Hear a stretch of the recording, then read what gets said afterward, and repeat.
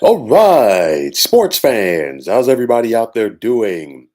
William Martin coming at you one more time here on YouTube with another edition of the 300 Pounds of Sports Knowledge Podcast. Now, last night's AFC Championship game at Arrowhead was a thriller. And as both quarterbacks played well enough for their respective teams to win, only one could move on, which was Patrick Mahomes. Mahomes and the Kansas City Chiefs had to dig down deep in order to outlast the Cincinnati Bengals, who were looking to get back to the Super Bowl for the second consecutive year. Now, playing on a bad ankle, Mahomes was 29 of 43 passing for 326 yards with a pair of touchdown throws. And it was important for him and the Chiefs to get points on their opening drive rather, as it set the tone and it kind of, to me really settled that Chiefs team down. And then on top of that, obviously it wasn't a touchdown, but you got the crowd into the game. And then on top of that, it gave the Kansas City defense something to play off of because even though that this was a tight game, Kansas City never trailed. And I know that Mahomes was injured in this contest, but he was healthy enough to get the job done. And to me, I think Mahomes being out there, number one, and being able to play to the level that he did definitely did inspire his teammates to take it up to another level. Now, tight end Travis Kelsey had 7 catches for 78 yards and a touchdown grab. And Marquez Valdez Scantling really stepped up in the passing game with 6 catches for 116 and a touchdown grab as well. One of the biggest differences in this game was the Kansas City defense, as in the previous several games against Cincinnati, they have allowed this Bengals offense to get into a rhythm, and it made it tough for them to stop. That was not the case last night, as Bengals quarterback Joe Burrow was sacked 5 times. He threw a pair of interceptions. And even though that he was sacked 5 times at certain points, especially late in the fourth quarter, it looked like he hardly had any time whatsoever, as his Chiefs defensive line, led by Chris Jones, was consistently in his face. Now, Chris Jones had 2 sacks last night, but he was consistently providing pressure. And there was a scenario where he was basically making a living in that pocket. But even with that said, the defending AFC champions were not going to go down without a fight. And you knew that. As with the 2 picks, Burrow was still 26 of 41 passing for 270 with a touchdown. Now, this Bengals defense, they were able to pressure Mahomes, but in my opinion, they weren't able to pressure him enough. As I really thought that Cincinnati needed to heat up Patrick Mahomes because it's one of those where, he's not 100%. He's got the bad ankle. You've got to go out there and pressure him, make him or move around early and show you what he can and cannot do. And I think a bigger thing for me with this Bengals defense, we know about the questions in their secondary. That goes back to last year's Super Bowl loss to the Rams. But it's a scenario where the Chiefs were very thin at wide receiver. And it was one of those where, you still let Travis Kelsey have an impact in this game. And then on top of that, you let Valdez Scantling, come up with some big plays as well. But for me, you can't let Travis Kelsey beat you in that position the way that he did. Is basically you want to make them have somebody else go after you. So that those for me is like two big question marks for this Bengals defense in this contest. And even with that said, it still came down to the waning moments of the game. Is just when it looked like this contest was going to overtime.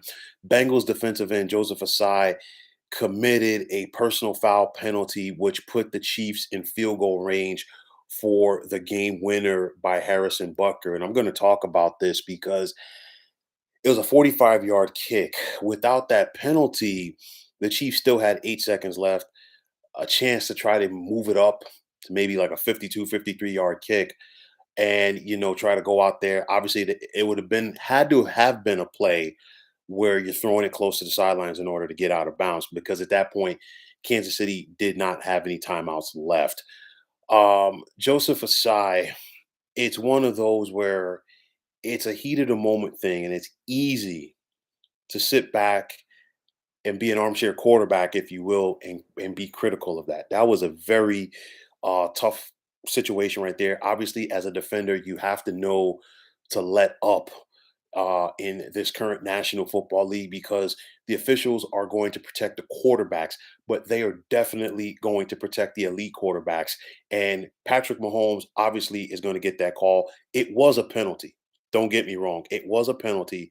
It was the right call, but one of the marquee players in the league, one of the household names like Patrick Mahomes is definitely going to get that call.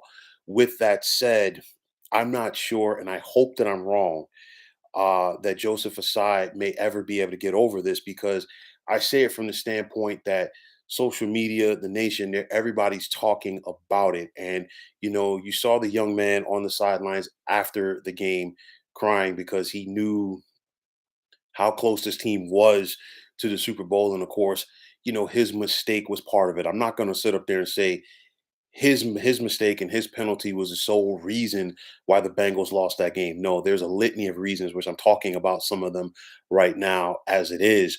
But it's one of those where, of course, in this world of social media, people are always, jumping and being critical, memes, all that other stuff about these situations. It's one of those. I hope for his sake that he is able to bounce back from this and get over it. You even saw him today as the Bengals emptied out their lockers. He was still distraught about that, and that's a hard pill for that young man to swallow there. But nonetheless, even with that game-winning field goal by Harrison Butker, I expected Bengals head coach Zach Taylor to go out there and attempt to ice Butker. He didn't do that. And of course, Butker drilled the kick, and Cincinnati was going home. But, you look at a lot of the things that Cincinnati was unable to do in this contest. They never got their ground game going. Joe Burrow cannot be your leading rusher, and he was. He had 4 carries for 30 yards. And you look at what you have in that backfield if you're Cincy. You got Samaje P. Ryan, you got Joe Mixon. You got to get them going. And I know that, you could say, well, the Bengals had some backups in there. They had those backups out there last week against the Buffalo Bills, and they had well over 100 yards on the ground. So you got to try to go out there and establish that running game again. And Cincinnati was unable to do that. Also, the Bengals talked a lot of trash leading up to this game. Instead of calling it Arrowhead, they were calling it Burrowhead. Even the Cincinnati mayor chimed in, and it's one of those. I guarantee you, Kansas City heard that, and they're getting tired of. They got tired, obviously, of losing so many close games to the Bengals. 2 games last year by 3 points, including the AFC Championship game. Meeting a couple of weeks ago in Cincinnati and losing once again by 3 points. So it's one of those where when you're losing the close games when you're playing those close games, rather, excuse me, is a play here or a play there that is the margin of winning and losing. And last night, Kansas City was able to make more plays. And I think really their defense was up for the challenge because they harassed this Bengals offense all game long. They didn't allow Jamar Chase to burn them like he has in the past. They didn't allow Joe Burrow to have that comfortable pocket.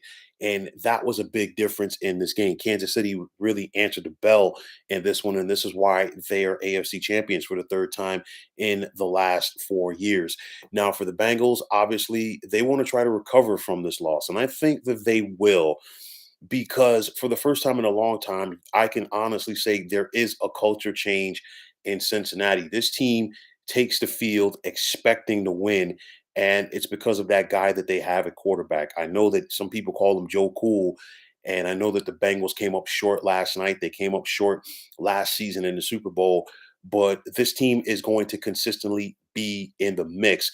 It's all about keeping talent around Joe Burrow. Obviously, it's never going to be easy with the salary cap. We heard today that the salary cap will be increasing going into next season.